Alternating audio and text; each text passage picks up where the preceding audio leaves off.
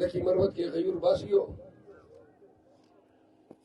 ہر جگہ میں کوشش کرتا ہوں کہ نئی بات کروں۔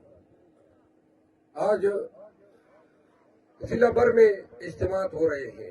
جمعیت علماء اسلام کے امیدوار جو ہیں آج انہوں نے لکی میں جلسہ کیا، تمام پارٹیوں کے امیدوار کر رہے ہیں۔ آج میرا پیزو میں جلسہ تھا،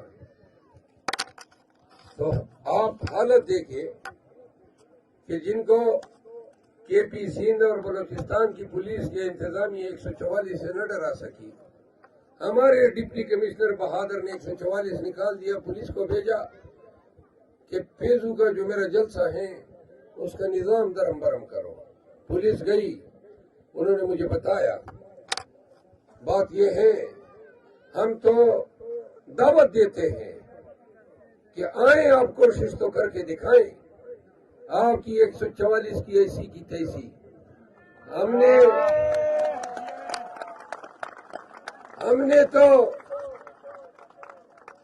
نے تو ہر جگہ امن کی بات کی، قانون کی حکمرانی کی بات کی۔ وہ لکھتا ہے حکم نامے میں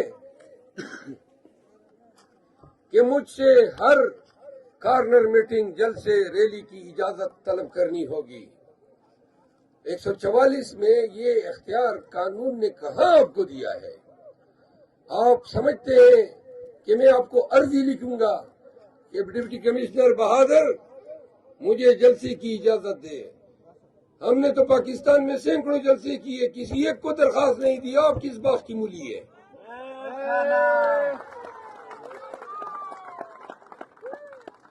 اور ڈی پی او اور یہ گئے مائک چھینا، کرسیاں چھینی۔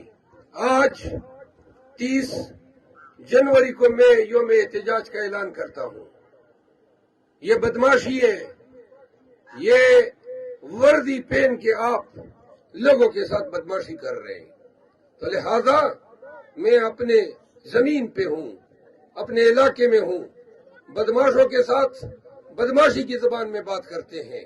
30 جنوری کو ہم تمام لکی مروت کے غیور لوگ پوری تیاری کے ساتھ ہم آئیں گے، این آپ کے ٹاؤن کے سامنے دھرنا دیں گے اور نکالو 144 کے حکم نامے۔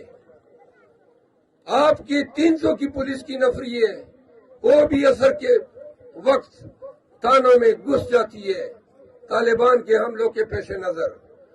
ہماری نفری اللہ کے فضل سے 30,000 سے لے کر 3 لاکھ ہے۔ مقابلہ کر سکتے ہو تو آ جاؤ 30 جنوری کو۔ میں وارن کرتا ہوں انتظامیہ کو، یہ حرکتیں بند کرو۔ آپ کا کیا خیال ہے؟ لکی مروت میں لوگوں کو ڈراؤ گے؟ ہم نے تو ڈر پورے پاکستان کا نکال دیا ہے، آپ کہاں سے آ گئے؟